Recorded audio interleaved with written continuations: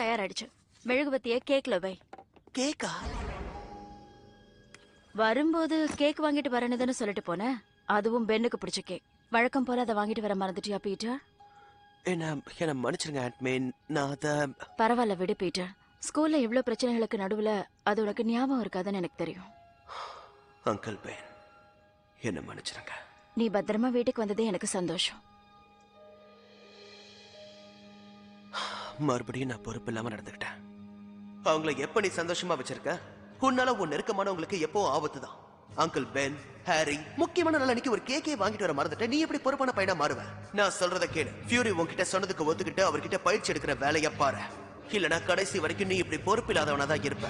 முடிவு இப்போ உன் கையில. ஸ்பைடர்மேன் ஒரு சாதாரண ஸ்பைடர்மேனா இருந்தா போதுமா, இல்ல அல்டிமேட் ஸ்பைடர்மேன் ஆகணுமா? ஓகே, நான் முடிவெடுத்துட்டேன். மாலை மரியாதை